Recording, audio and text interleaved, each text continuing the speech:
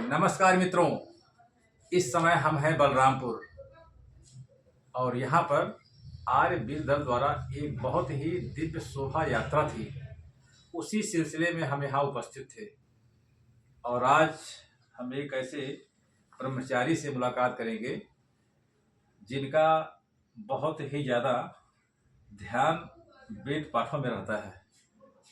तो पहले ब्रह्मचारी जी जानेंगे आपका शुभ नाम एक संक्षिप्त परिचय के साथ। मेरा नाम सत्यम आर्य है। मैं वेद वेदांग विद्यापीठ गुरुकुल आश्रम धनपतगंज सुल्तानपुर में पढ़ता हूँ, जो आचार्य डॉक्टर सुदत्त पांडे जी द्वारा स्थापित है। विगत 4 वर्षों से मैं गुरुकुल में अध्ययन कर रहा हूँ। वहाँ पर बहुत सारे ब्रह्मचारी लोग हैं, जहाँ पर वेद शास्त्र उपनिषद गीता रामायण अपनी जो प्राचीनतम संस्कृति है, जो अपने ग्रंथ हैं, उनको पढ़ाया जाता है और अपने धर्म को और अपनी संस्कृति को बताया जाता है। और आधुनिक शिक्षा भी हमारे पास हमारे आचार्य द्वारा हमें प्राप्त होती है। बिल्कुल बिल्कुल। कहते हैं गुरुकुल में जब हम जाते हैं, कहीं गुरुकुल में जाते हैं तो एक रहता था पूर्व मध्यमा उत्तर मध्यमा शास्त्रीय आचार्य, ऐसी जो प्रथाएं हैं वहाँ पर चलती हैं। तो साथ में कुछ साइंस इंग्लिश भी पढ़ाया जाता है कि केवल संस्कृत जी, ये संसार है। इस समय वर्तमान काल में देखा जाए तो विज्ञान इंग्लिश वगैरह की बहुत काम पड़ती है, क्योंकि एजुकेशन बहुत हाई लेवल का हो रहा है। तो हमें इंग्लिश, विज्ञान, फिजिक्स, केमिस्ट्री, बायो ये सब पढ़ाई जाती है।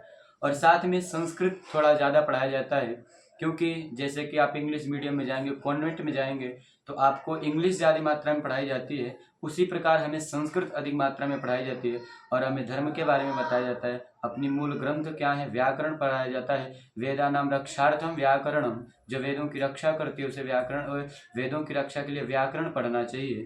तो हम लोग व्याकरण पढ़ते हैं, संस्कृत पढ़ते हैं और अपने वेशभूषा को अपने जीवन में धारण करके मर्यादा पुरुषोत्तम जैसे राम थे, उनके चरित्रार्थ को अपने जीवन में धारण करने का प्रयास गुरुओं के माध्यम से करते हैं।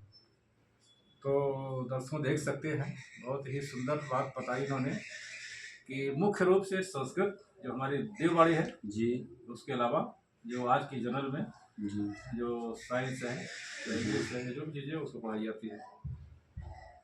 अक्सर लोग पूछते हैं जी, कि शिक्षा और संस्कार में क्या जरूरी है। जी, तो हम ये प्रश्न आपसे जानना चाहेंगे कि शिक्षा जरूरी है या संस्कार। जी। बहुत ही सुंदर प्रश्न आपके मन में आया कि शिक्षा और संस्कार, 2 बातें आपने हमसे पूछा है। Education is a means of self cultivation through only physically. शिक्षा एक आत्म संस्कार का साधन है।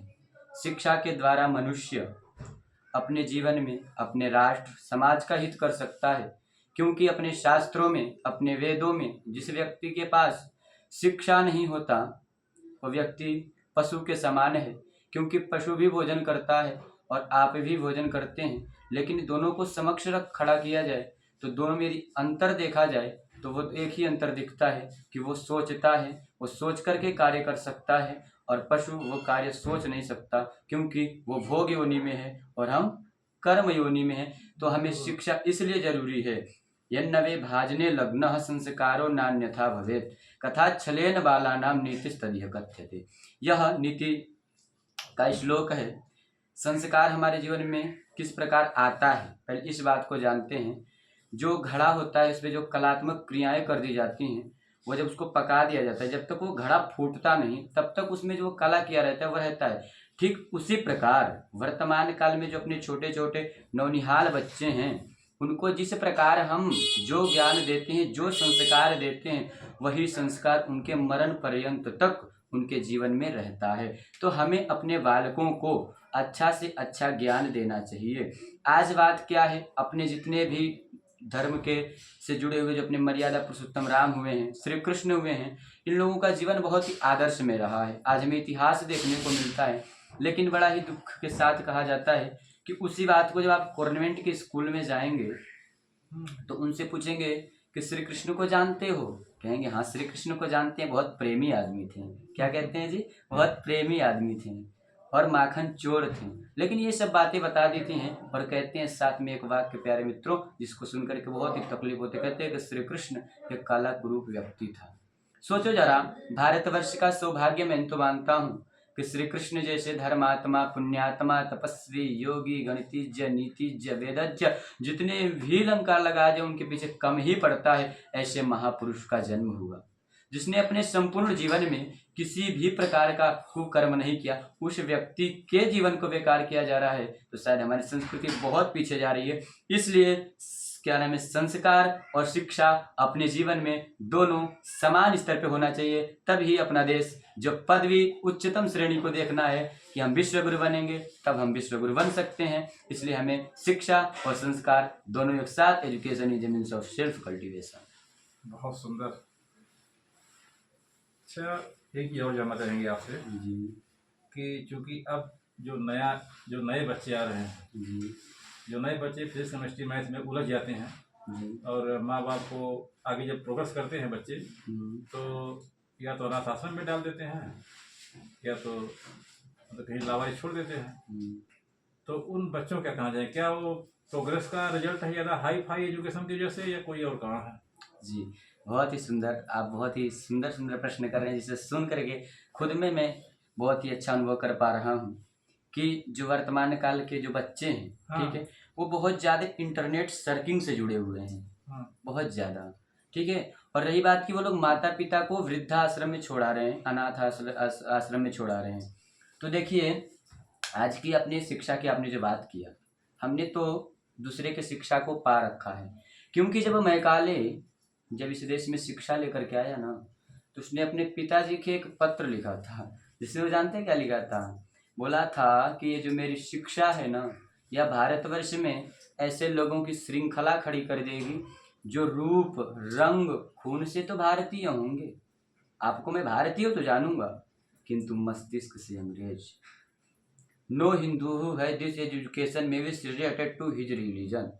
अर्थात जो भी हिंदुस्तानी इस शिक्षा को ग्रहण करेगा वह कभी भी गंभीरता पूर्वक अपने धर्म से संबंधित नहीं रहेगा। आज वही अंग्रेजियत का प्रभाव अपने इन नन्हे उल्ले बच्चों को देखना पड़ रहा है।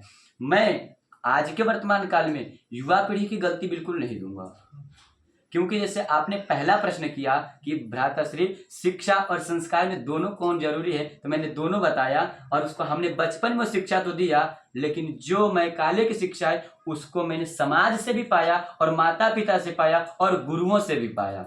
ठीक, तो बात इस समय वर्तमान काल में वृद्धाश्रम में जाने की है, ये मैकाले की शिक्षा की है, क्योंकि मैकाले की शिक्षा नीति, मैकाले की शिक्षा नीति जब अपनी संस्कृति आ जाएगी, अपनी विरासतें आ जाएंगी, जब अपनी वेद अपने पास आ जाएगी, तो बताओ कोई बालक अपने माता पिता का हाथ पकड़ के वृद्धाश्रम कदाचित नहीं ले जा सकता। ले जा करके अपने घर में माता पिता का सेवा करके पैर धुल करके उनके क्या नाम है कीचड़ को भी अपने पास रखेगा। लेकिन आज की दुर्भाग्य ऐसा हो गया कि आप बता रहे हैं कि माता पिता को वृद्धाश्रम छोड़ रहे हैं। क्यों छोड़ेंगे हम? क्योंकि हम गुरुकुल से पढ़ेंगे तो हम क्या पढ़ेंगे?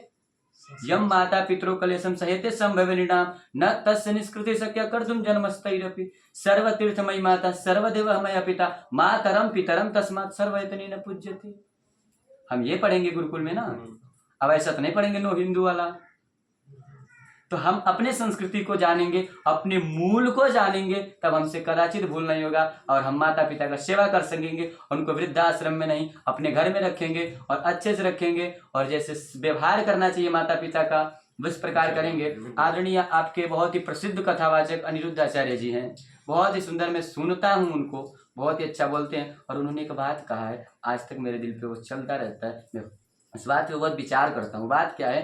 कहते हैं कि जो माता पिता होते हैं, जो बच्चों के क्या नाम है उत्पन्न होने में जो कष्ट होता है, वो लगभग 300 हड्डियां एक साथ टूटे उतना माता पिता को दर्द होता है। तो आप सोच सकते हैं कैसे बालक अपने माता पिता को भूल सकते हैं। और जो माता पिता अपने क्या नाम है गर्भ से 9 महीने अपने घर में पाले, उस माता को भूलने में तुम्हें कैसी आती है? प्यारे मित्रों, हम इसका अपने देश का दुर्भाग्य नहीं समझेंगे, अपने देश का दुर्भाग्य इसलिए समझेंगे क्योंकि जब हम मैकाले की शिक्षा को लिए, इसके शिक्षा को छोड़ के हम राष्ट्र का निर्माण कर सकते हैं।